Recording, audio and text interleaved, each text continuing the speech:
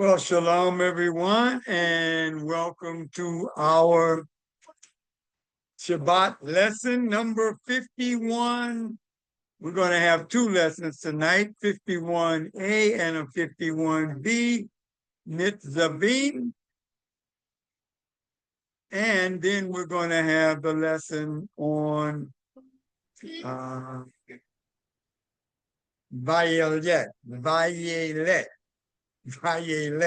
So we're going to have both of those lessons on tonight.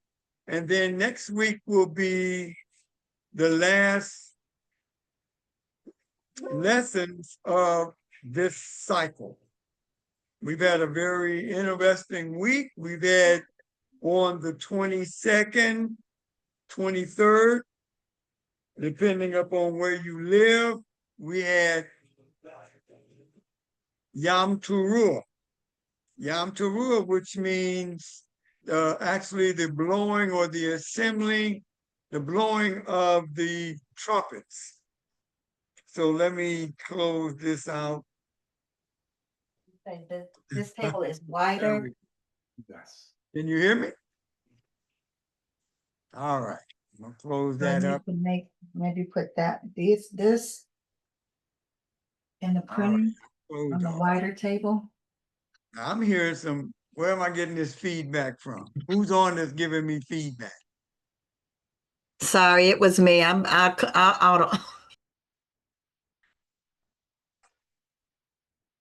Okay.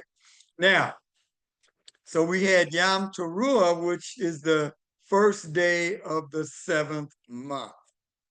Now, many times in the church, we were never taught properly these, what we call moedim in Hebrew, or these appointed times.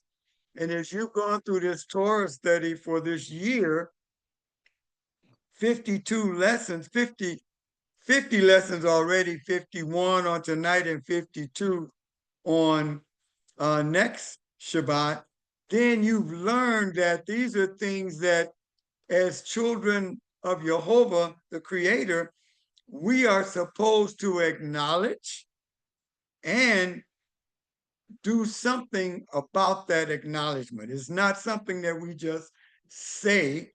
There's also a doing.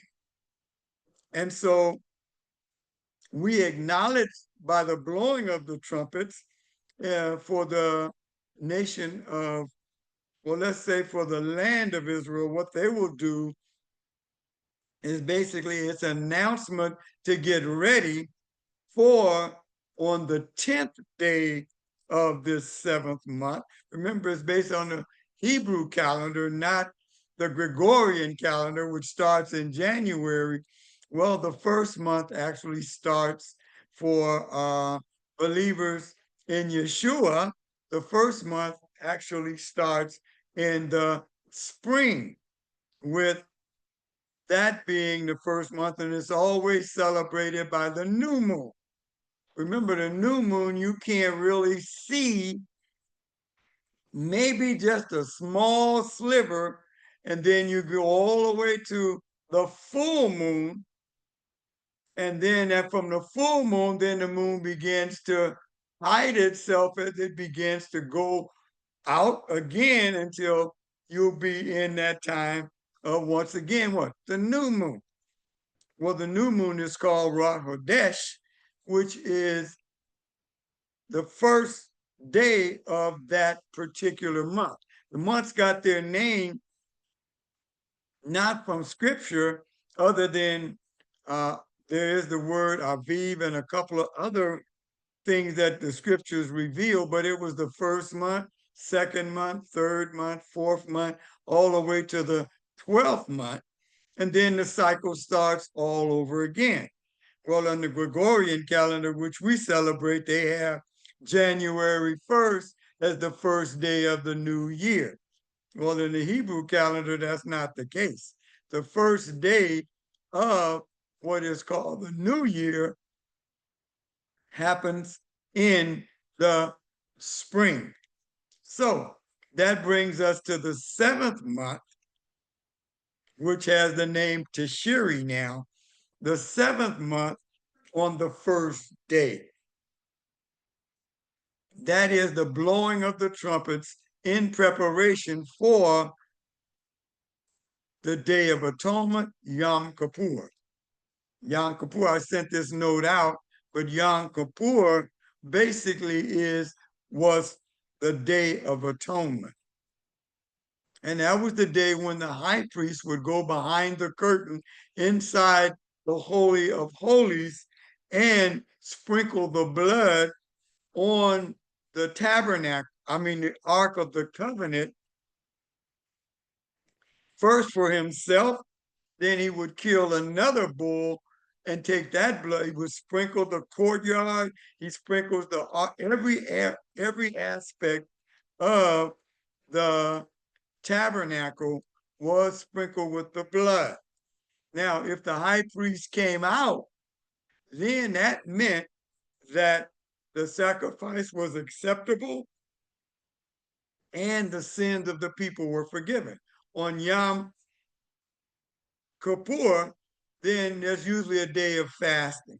It's the only time, basically, that unless Jehovah called another fast through a prophet, but it was the only day of fasting. All of the festivals are basically festive celebrations where the people bring their animal and their sacrifices and they gather, remember, for the Feast of Unleavened Bread, which takes place right after Pesach or Passover, right? There's a 7-day celebration.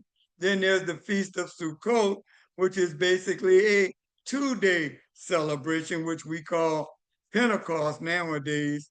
And then after that, we're getting ready for on the 15th day of the month, which actually began September 22nd, depending upon what part of the country the world that you're in. And so it's usually 22nd, 23rd, right? And then, so if the first day is the 22nd, then we know that the 10th day would be, Yom Kippur would be on the October 1st. That would be the 10th day. And then on the 15th day, 5 days later, would begin Sukkot, which is October 6th. So all of those things take place in this very important month, but all the people were not called together per se to arrive at the temple for the Yom Teruah, or the blowing of the trumpets. But wherever they were to take out their shofar and blow the shofar on that day. It's an acknowledgement of, for the children of Israel, it becomes a lot. Why? Because that's the time when the beginning of the Jubilee would take place. The Jubilee, which means everything would go back to its original ownership. And there would be any servants or anything else that you had were free and would start over in their cycle of life. Also, we're going to find out today, but the year of Shemitah, or the 7th year, which we studied in Leviticus extensively, also a little bit in Numbers, that particular time, also important because at the end of that cycle, remember at the end of 6 years, you gathered everything. The 7th year was a year of rest for the land. And that was called the year of Shemitah. The land rested. Well, Jehovah told the children of Israel, if you are obedient, right, in the 6th year, you'll harvest enough for the 6th year, the 7th year, and the beginning of the 8th year.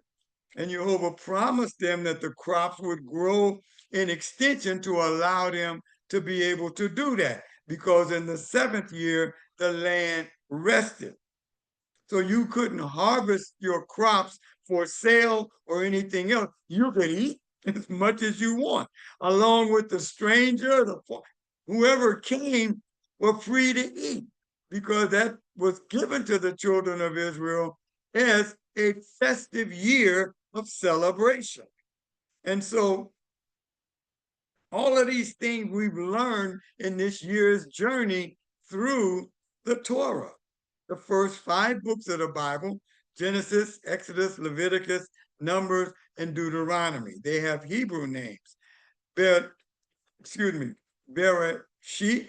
Then we have Shemot. Then we have Vayikra. Then we have Bamidbar.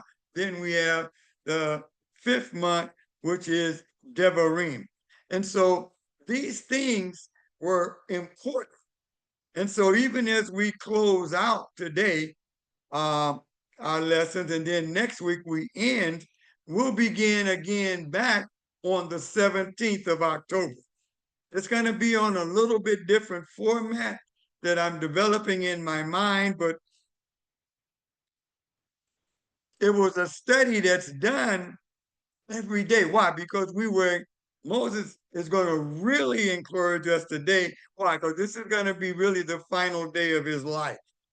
So even though we're going to end our lessons next week, the final day of Moses' life is what we're going to really be studying today.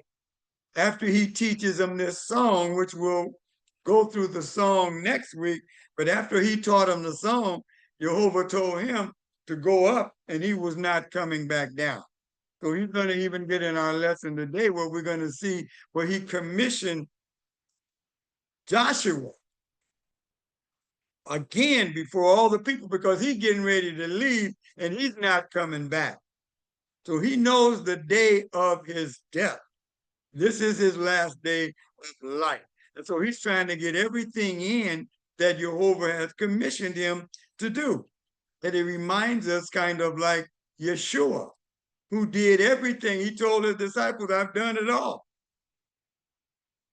And so now I'm getting ready to go. And they were like, where are you going? You can't go with me now, but you will go. In other words, he was getting ready to die, but he's coming back, right? He's going to raise himself from the dead after 3 days.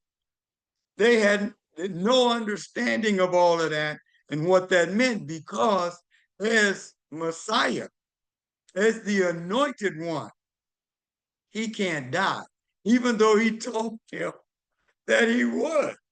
And he explained to them in the book of Luke, you can read, where he said basically, no man take my life, but I have the authority, the power to lay it down and then take it back up again. Well, that was way too much for them, because they had been taught Messiah can't die. Why? Because he's actually Jehovah in the flesh. So he can't die. And even though he kept telling them, this is what's going to happen to me when I go, it was just, they just didn't understand it and thought in different terms of what was he really talking about. But Moshe is going to get into some things tonight that are very important for us to see and understand and glean what we can. Now, that's the first lesson, Nitzavim.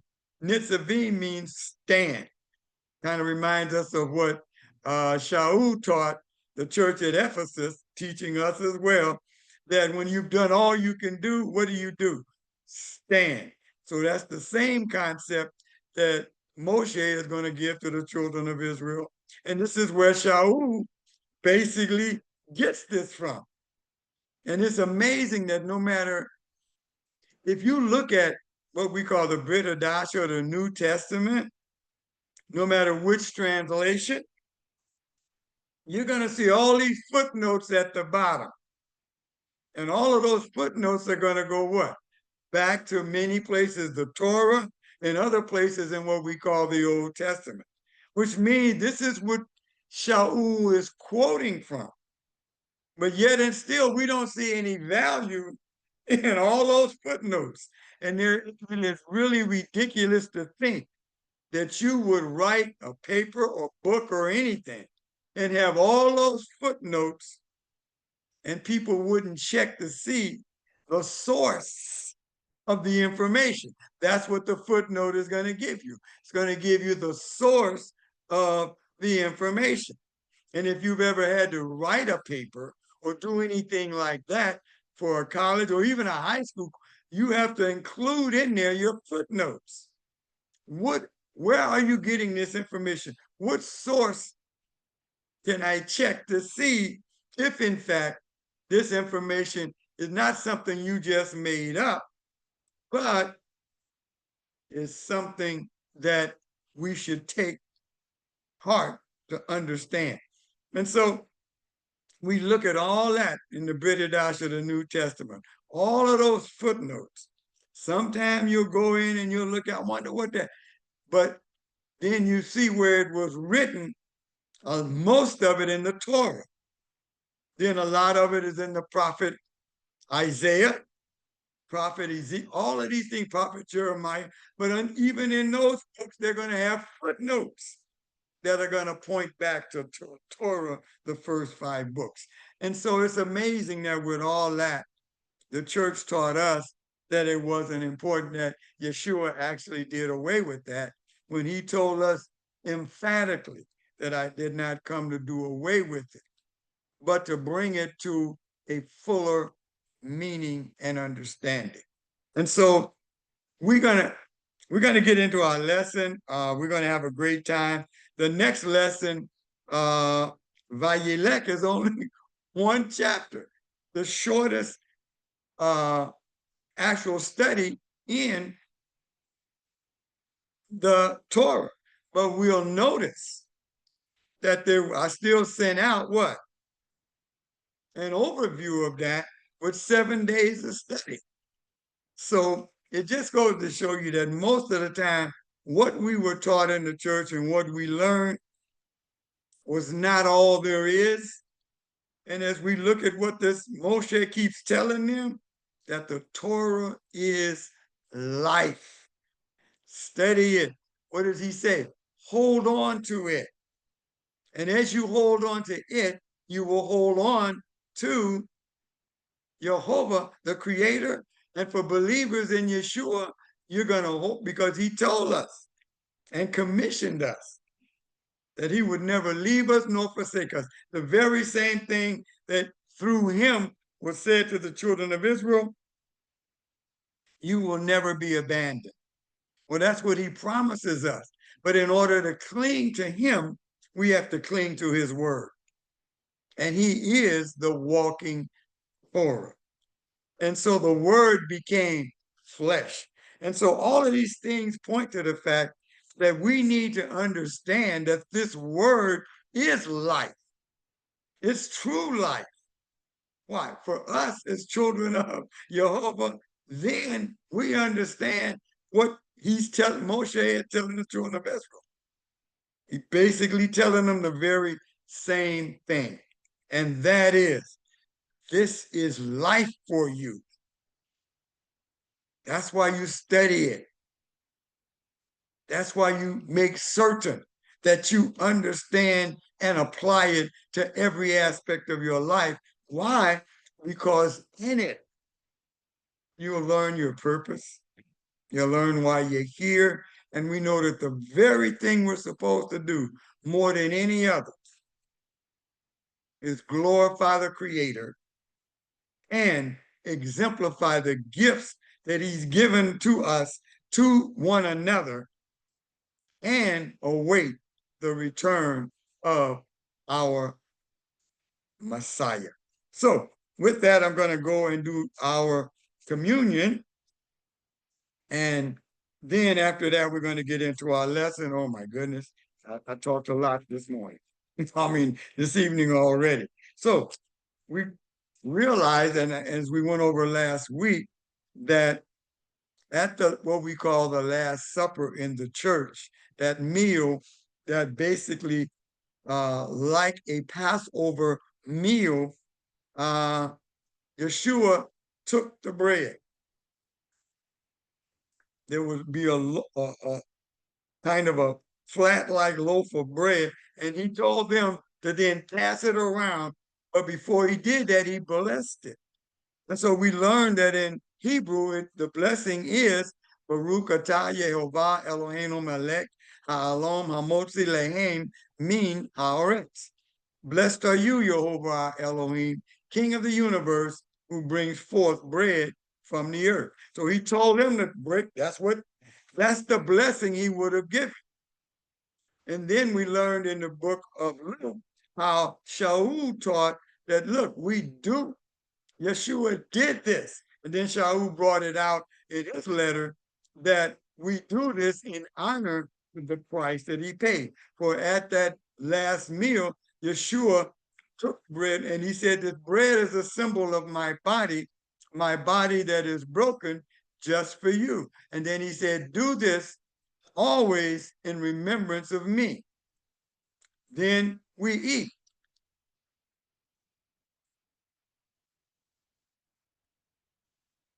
Then during that meal, he passed the cup. But before he passed it, he gave a blessing. Because at the meal, they would always give a blessing over the bread and a blessing over the wine. And the blessing in Hebrew is Baruch atah Yehovah Eloheinu melech ha'olam borei pari hagafen. Blessed are you, Jehovah our Elohim, King of the universe, who creates the fruit of the vine. Then he told them, he said, drink, for this is a symbol of my blood that is shed for the remission of your sin and for a renewed relationship with me. He told them to do it often. Whenever you come together, do it always in remembrance of me. And so they drank.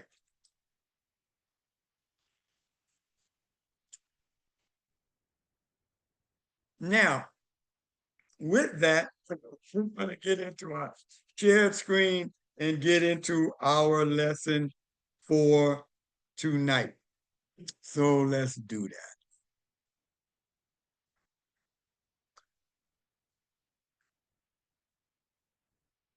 that. All right.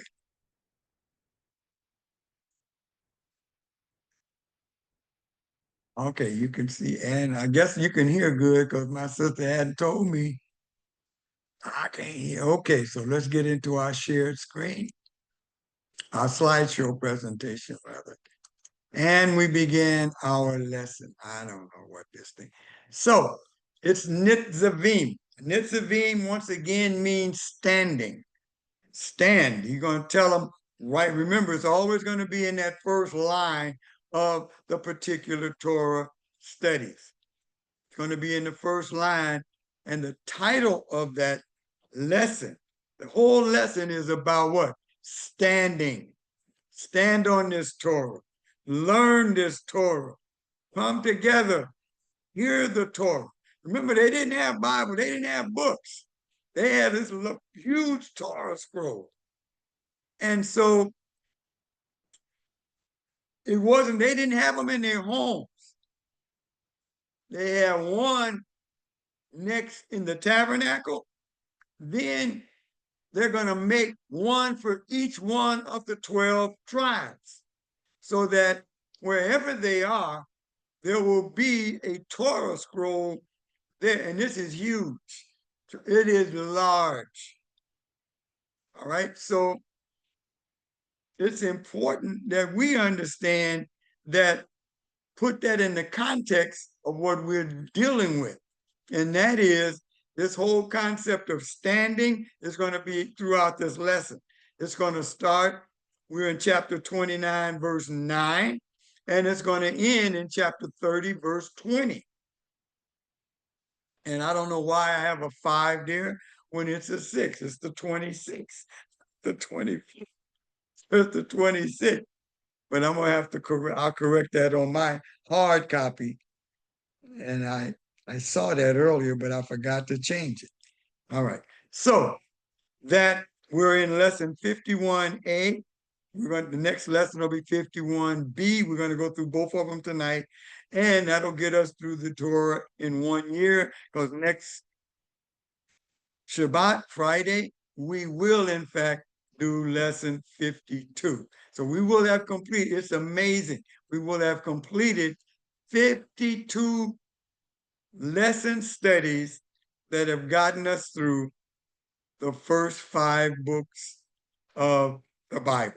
Now, then we'll start over back in Genesis lesson 1, which is basically 6 chapters, but we're going to do it under a different format, and we'll get into that. But it'll be when you come to that first class on the 17th, because I got to prepare after next week, which will be the 3rd. Then I'll be preparing from then. The 10th won't be any class, but on the 17th, we'll come together under the new format. And we pray that everything goes well, because this is the format that I've used for 5 years now in Torah study. So let's get started. Remember, we have our picture, and then we have our picture, which basically shows the tabernacle. I don't know what I took my picture. I lost it. But anyway, you see the Shekinah glory coming down through the tabernacle over the holy place, which is the tent of meeting inside the courtyard of the tabernacle. So as we begin our lesson, we're going to begin in the first part of our session is in Deuteronomy 29, verses 9 through 11. Now, since we have still 7 days, so we have 7 parts of our session, because each day, when you get the notes, you should go through that particular day, and that gives you something to study and meditate on. Now, here we go into our lesson, starting at verse 9, going through all verse 11. So if you have your Bible, you can make notes in the margins of your Bible if you're looking at that, even though it's on the screen. So, chapter 29, verses 9 through 11 starts, today you are standing. That is Nitzavim. Nitzavim, you are standing. So, throughout this lesson, he's going to be encouraging the children of Israel to stand strong. And other times he's going to say, be courageous. All of that is about standing. He says, today you are standing, all of you. So that's everyone. That means everybody listening right now. Listen, once again, Shema, with the intent of being obedient. But he's talking to everyone. He says, all of you before Jehovah your Elohim, your heads, your tribes, your leaders, and your officers, all the men of Israel. That means us as well, because as followers of Yeshua, we have been grafted in to the nation of Israel. He says, along with your little ones, your wives, and your foreigners, here with you in your camp, from the one who chops your wood to the one who draws your water. The purpose of this is that you should enter into the covenant of Jehovah your Elohim and into his oath. In other words, you're going to enter into, once again, he's reminding us that we are part of a covenant relationship with the creator of the universe. He not going to err. We can.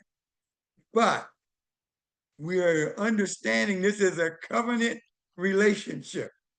And because of what Yeshua did, we then are grafted into this same relationship. And so all of us pay attention to the words that we're going to hear on today that are coming from Moshe that he wrote down, which Jehovah your Elohim is making with you today. When you're hearing it, get this in your mind. I'm in a covenant relationship with Jehovah your Elohim.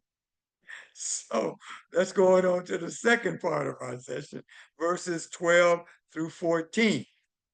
So that he can establish you today, once again, as you're hearing this, for himself as a people.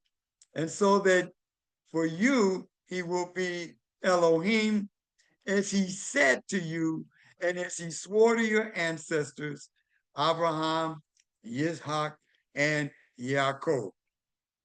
But he says, I am not making this covenant and this oath only with you. Well, that goes for us too.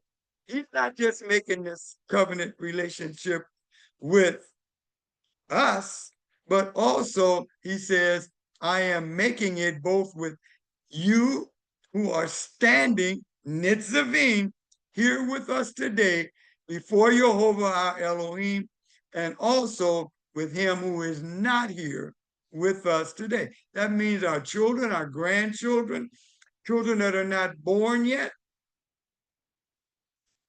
This covenant is something we're supposed to do what? Transfer to them through what we teach them. That's why it's so important to really understand what it is that's going on as we're studying this Torah. We are basically saying that we're going to transfer this information that you're giving us, not just by what we say, but by what we do.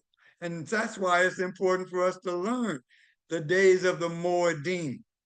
Because when Yeshua comes back, we're going to celebrate the days of the Moedim. He celebrated it while he was here. The disciples celebrated all of the days of the Moedim, and we are supposed to, because we're going to do it when he returns.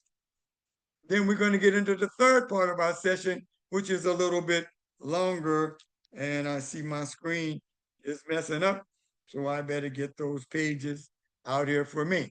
Now, this is from chapter 29, verses 15 through 28.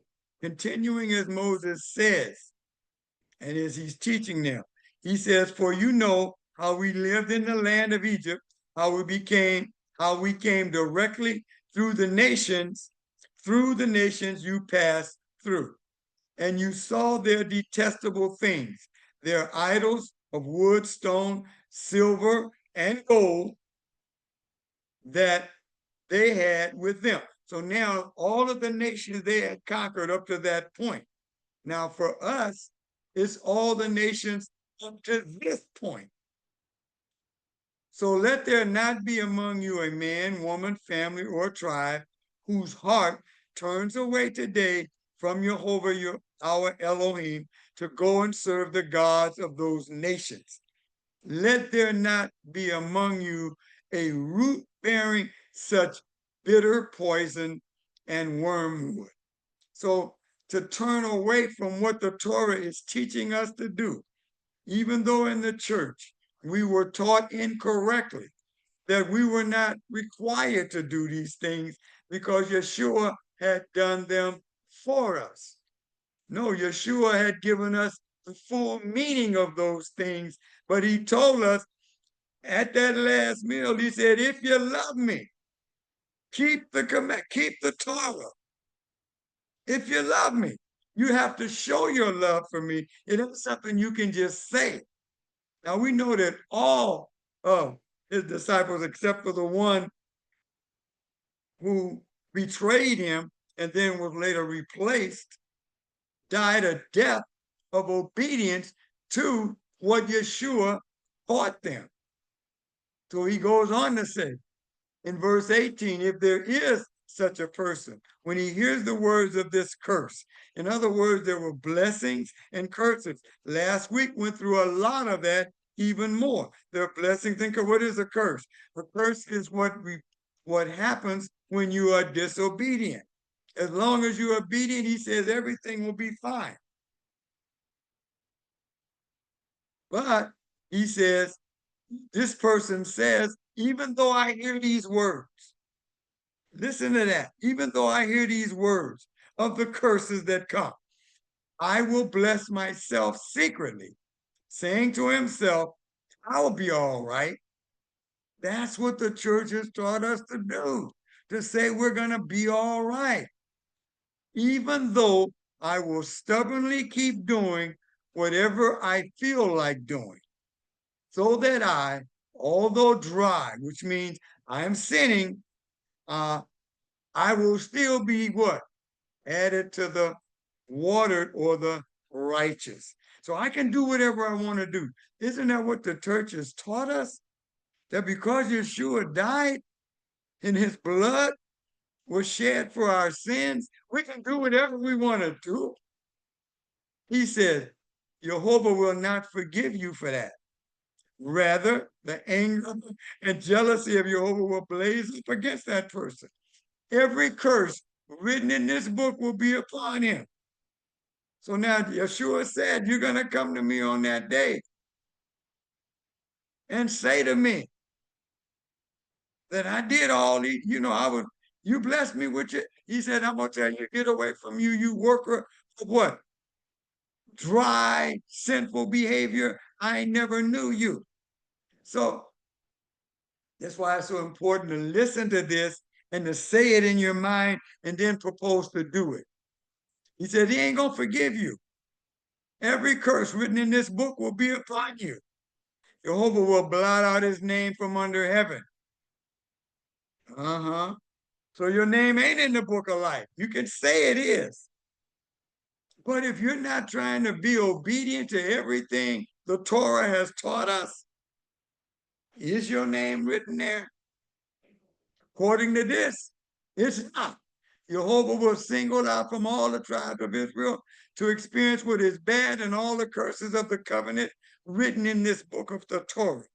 When the next generation, your children, who will grow up after you, and the foreigner who arrives from a distant land, see the plagues of that land and the diseases with which Jehovah has made it sick, and that the whole land has become burning sulfur and salt, and that it isn't sown or bearing crops, or even producing grass, like the overthrow of Sodom, Amorah, Adamah, and Zophayim, which Jehovah overthrew in his furious anger. Then all the nations will ask, why did Jehovah do to this land? What is the meaning of such frenzy and furious anger? And as we complete the third part of our session, and the people will answer. So we wonder many times, how did we get to be in the situation that we're in? As you study Torah, you understand it is because of the disobedience of our ancestors. Now, when Yeshua comes and then tells us these things, then we have to say, okay, then what do I do? And he goes right back to say, obey my commands. So now you're not going to get back into the land of Israel until he returns. But in the meantime, we are responsible for obeying the commands of the Torah and living a life before our children so that they understand that these things are very real and that if you are not obedient, yes, your name can be blotted out of the book of life. But if we're not living this before them, then what they're going to do is what we do and not what we say. That's why we study the Torah over and over, so we can understand that what Shaul talked about is the process of sanctification. That's what we're going to do. But what is that process? That is learning to do what the Torah tells us to do. And as long as it's okay, then one day, we're going to see that a little bit later in our lesson, he's going to tell us that I'm going to write it on your heart. That's when he comes back. Then it'll be written up on our hearts in such a way that it is so easy to do it. Why? Because he's going to be here with us, and we're going to be in a glorified body and reigning with him. He said it's because they abandoned the covenant of Jehovah, the Elohim of their fathers, which he made with them when they brought them out of the land of Egypt. They went and served other gods, prostrating themselves before them, gods they had not known, and which he had not assigned them. For this reason, the anger of Jehovah blazed up against our ancestors and in that land, and brought upon it every curse written in this book. And Jehovah in anger, fury, and incensed with indignation uprooted them from their land and threw them out into another land, as it is today. We highlight that because if they want to realize why are we having such problems as we have, it is because our ancestors violated the covenant to such a degree that you read what was going to happen. All of that now has to happen. Why? Because that's the word, and the word says it's going to happen. Now, once we get the understanding of that, then we become what? Yeshua washed that away from us. But that doesn't change the fact that we're not in that land now. That's where we're going to go back and meet him. But in the meantime, how do I live here? Well, you live it by being obedient to Torah. He says now, things which are hidden. It's amazing because even in the translation I use, it says things which are hidden. But in Hebrew, it actually infers sins which are hidden, belong to Jehovah, our Elohim. In other words, there's some things we're doing. That's why John told us, you're going to sin. But as you learn that that's sin, you don't do it anymore. So it then says, but the things that have been revealed belong to us and our children forever, so that we can observe all the words of this Torah. So that's why we study the Torah. That's why we want to teach the children, our children, the Torah. We talk about the Bible, but we got to get into the foundation of the scriptures, which is the Torah, so that they can fully understand what Yeshua is talking about. He says, so once you have read this and studied this, you're going to still mess up. Things that you don't know you're going to mess up, but you will. However, but what has been revealed, things that you realize are messed up, now you have to observe that and do what you say you now understand was wrong. We get into the fourth part of our lesson, starting with chapter 30, verses 1 through 6. He says, when the time arrived that all these things have come upon you, both the blessing and the curse which I have presented to you. Now for us, bam, that's where we are. Okay, this curse, this is why we are in the shape we're in, not knowing who we are, whose we are. That's why we're in that shape. He says, which I have presented to you, and you are there among the nations to which Jehovah your Elohim has driven you. Then at last you will start thinking about what has happened to you, and you will return to Jehovah your Elohim and pay attention to what he has said, which will be exactly what I am ordering you to do today. So now as we understand through what Yeshua has done for us and open up our minds to read, our parents taught us to obey the Bible. Most of us didn't. We went away and went to doing our own thing. But Jehovah drew us back. Now we understand more and we understand better what we're supposed to do. So now we can do what?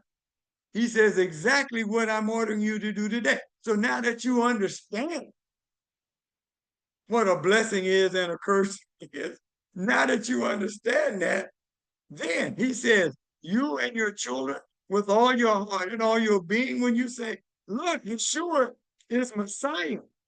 He is. He came and died for your sin. Now you're pointing them towards that. He says, at this point, Jehovah your Elohim will reverse your exile and show you mercy. He will return and gather you from all the peoples to which Jehovah our Elohim scattered you. That's all in Revelations, talking about he's going to gather us all back up. We're going to meet him in the air. We're going to come together with him, and we're going to set foot in the land of Israel, and we're going to be with him forever. He says, look, that we ain't got there yet, but that's going to happen. So now we can take what? We take heart. We take heart. We still going to suffer, but we take heart because we now know the truth of how we got to be in the bad situation that we're in. Now we've had our hearts turned because of what Yeshua has done. And so we can now say it might be bad now, but yes, one day he's going to gather us back up, which he tells us in Revelation, which he told John to tell the people. Write it in the book and let them know there's a blessing in what's going to happen when I call you up. That's what's going to be revealed right there. He says, then he says, I'm going to do that for you, bring you back into the land your ancestors possessed, and you will possess it, and he will make you prosper there, and you will become even more numerous than your ancestors. So all of that's going to happen when Yeshua returns. But in the meantime, he says, when he returns, then Jehovah your Elohim will circumcise your hearts and the hearts of your children, so that you will love Jehovah your Elohim with all your heart, all your being, and thus you will live. So now you have eternal life with him. Why? Because you're going to love him so much that what Moshe said in Deuteronomy 6, verse 4, Jehovah is one, and I will love him with all my heart, soul, strength, and might. That you're going to begin to live much differently. Why? Because you're going to be in your glorified body. We go on. Fifth part of our session, verses 7 through 11. It should be. I only got a 1, 7 through 10, rather. Jehovah your Elohim will put all these curses on your enemies. They're going to suffer. And on those who hated and persecuted you. All this suffering that we're doing, those that did that to us, they're going to rue the day. That's why it says, man, we can't wait till that time. But you will return and pay attention to what Jehovah says and obey all his commands, which I am giving you today.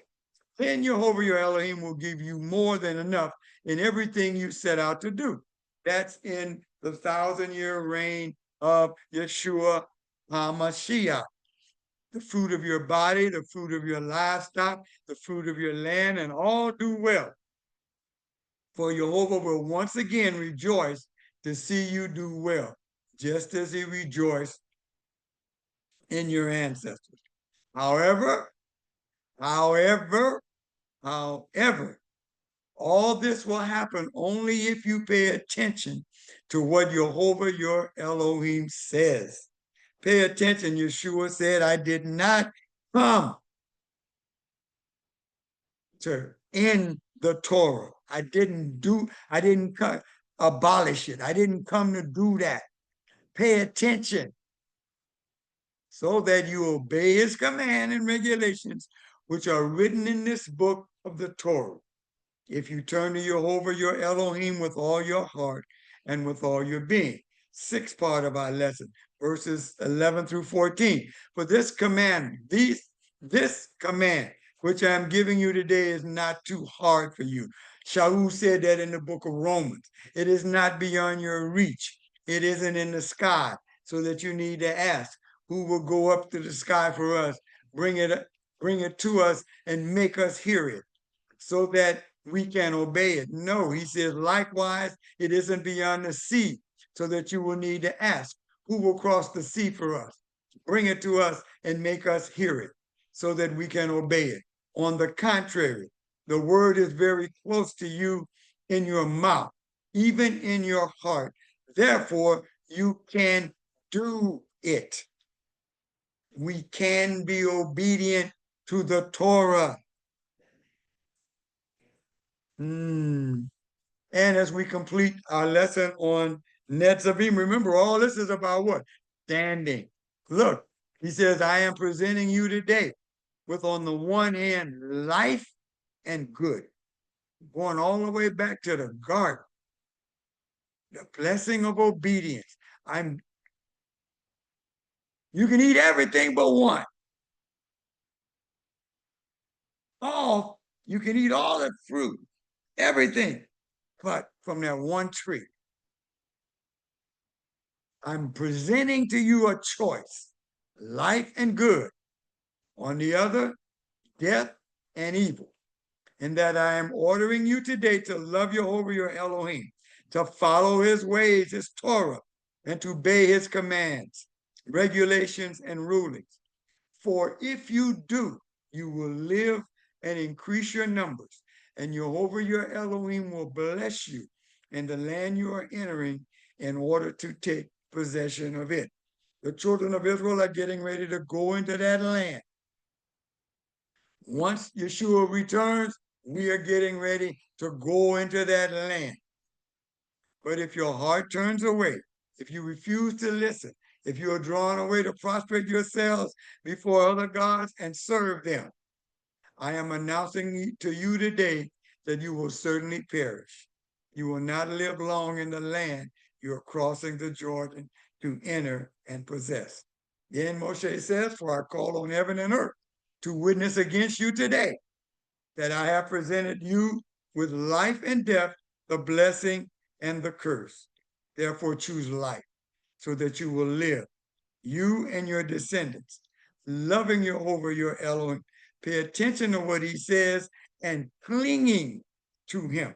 How do we cling to Jehovah? By what? Obedience. They're saying, I want to do what's right. You gave me the Holy Spirit. I can do it. I missed the mark here. I'm going to do it. On this depends the length of time you will live in the land Jehovah swore he would give to your ancestors, Avram, Yitzhak, and Yaakov. With that, we have completed our lesson of Nitzavim, and now we're going to go into chapter 31, which begins our lesson of Vayelech, which meant he went. So then Moses is going to go.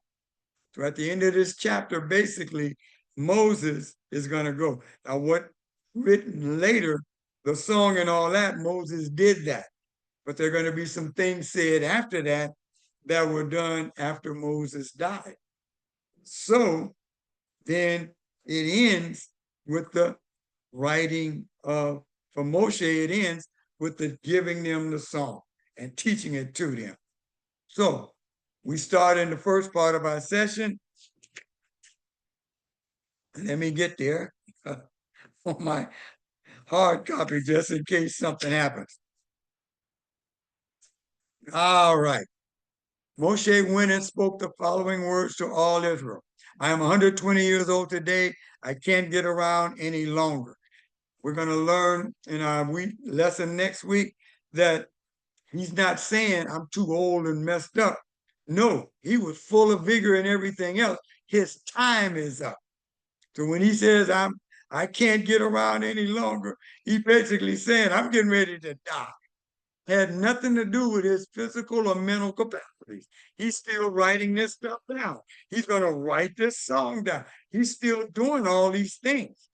But he's been told by Jehovah, you're going to die today. So finish up. He said, moreover, Jehovah has said to me, you will not cross this Jordan.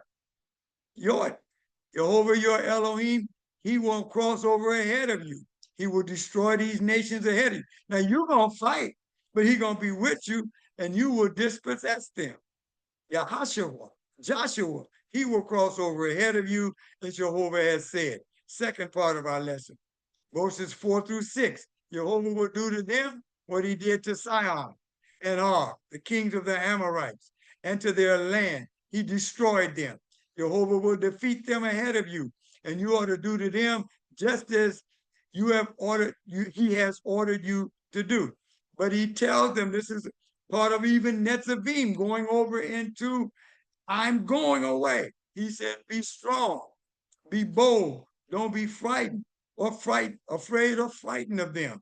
For Jehovah your Elohim is going with you. He will neither fail you nor abandon you. The very same thing Yeshua told us. He said, be strong. Why? Because I am with you. and I will never leave you nor forsake you. So we have to do what? Be strong. I know things are looking bad all around us and crazy and all of that, but he tells us, be strong, be bold, don't be afraid. Talk to me. See what's going down.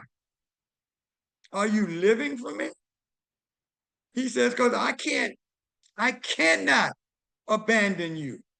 I'm not going anywhere. Things don't look good. Right. But what did I say? Are you doing what I've told you to do? We go into the third part, verses 7 through 9. Next, Moshe summoned Yahashua or Joshua in the sight of all Israel and said to him, be strong, be bold. This is Nitzavim again. For you are going with this people into the land Jehovah swore to their ancestors he would give them. Now, Joshua been with him for 40 years. He's seen what Moses has gone through. He ain't really ready for Moses to leave, even though he know he going. But he's like, man, I don't know. These people, what you've done, I don't know if I can do that. Moses is encouraging him once again. He says, because Jehovah, it is he who will go ahead of you. He will be with you. He will neither fail you nor abandon you. So don't be afraid or downhearted. Then Moshe wrote down this Torah and gave it to the Kohanim, the priests, the Levites, the descendants of Levi, who carried the ark with the covenant of Jehovah, and to all the leaders of Israel. Fourth part, verses 10 through 13. Moshe gave them these orders. At the end of every 7 years, during the festival of Sukkot, in the year of Shemitah, when all Israel have come to appear in the presence of Jehovah at the place he will choose, you ought to read this Torah before all Israel so that they can hear it. Now, in the Jewish translation, this word you, it basically says the king is supposed to read this to all the people. The king who's supposed to write a Torah himself during his reign, and is supposed to read this Torah day and night and live this before the people. It says that the king will read the Torah before all of Israel so that they can hear it. Assemble the people, the men, women, and little ones, and the foreigners who are at Sukkot, during Sukkot, especially in that 7th year. Remember, they didn't have a scroll at other times, but in that 7th year, they're going to stay for 7 days and hear this Torah read to them throughout those 7 days. They're going to be feasting and enjoying because they're going to be hearing this word that they've only heard a little bit of during that time. He says, so that they can hear, learn, fear Jehovah your Elohim, and take care to obey all the words of this Torah. And so that their children who have not known can hear and learn to fear Jehovah your Elohim for as long as you live in the land you are crossing the Jordan to possess. Fifth part, verses 14 through 19. Jehovah said to Moshe, the time is coming for you to die. Summon Yahashua. So this is what he had said to him earlier. And present yourself in the tent of meeting so I can commission him. Moshe and Yahashua went and presented themselves in the tent of meeting. Jehovah appeared in the tent of meeting in the column of a cloud, the column of cloud, and stood above the entrance to the tent. Jehovah said to Moshe, you are about to sleep with your ancestors, but this people will get up and offer themselves as prostitutes to the foreign gods of the land where they are going. When they are with those gods, they will abandon me and break my covenant, which I have made with them. Then my anger will flare up and I will abandon them and hide my face from them. They will be devoured and many calamities and troubles will come upon them. Then they will ask, haven't these calamities come upon us because our Elohim, Jehovah, isn't with us? But I will be hiding my face from them because of all the evil they will have done in turning to other gods. Therefore, write this song for yourselves and teach it to the people of Israel. Have them learn it by heart so that this song can be a witness for me against the children of Israel. So he's going to write this song. So this song is to what? Help Moses relax, because he just told him all the stuff they're going to do. Man, he's getting ready to die. It ain't something you necessarily want to go to your grave. Understanding that the people that you're leaving back, he's not giving them a time frame for that. But he's now going to encourage Moshe with the song. We'll get into the song next week. That's our lesson for next week. For when I have brought them into the land I swore to their ancestors, flowing with milk and honey, and they have eaten their fill, grown fat, and turned to other gods, serving them and despising me, and broken my covenant, then after many calamities and troubles have come upon them, this song will testify before them as a witness, because their descendants will still be reciting it and will not have forgotten it. For I know how they think even now, even before I have brought them into the land about which I swore. So Moshe wrote this song that same day and taught it to the people of Israel. Jehovah also commissioned Yahashua, the son of Nun, with these words: be strong and full of courage, for you are to bring the people of Israel into the land about which I swore to them, and I will be with you.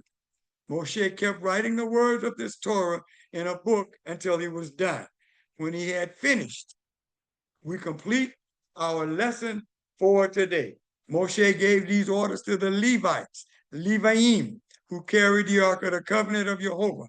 Take this book of the Torah and put it next to the Ark of the Covenant of Jehovah your Elohim, so that it can be there to witness against you. And most scribes or scholars really believe that he was adding the book of Devarim to the other books he had already written. So this is the book they kind of really wanted to make sure they understood, so they would understand everything that had happened to them for their disobedience. For I know how rebellious and stiff-necked you are. Here, even while I am still alive with you today, you have rebelled against Jehovah, so how much more will you do after my death? So this is to ease the heart of Moshe, this song. He says, assemble for me all the leaders of your tribes and your officials, so that I can say these things in their hearing, calling heaven and earth to witness against them. Because I know that after my death, you will become very corrupt and turn aside from the way that I have ordered you.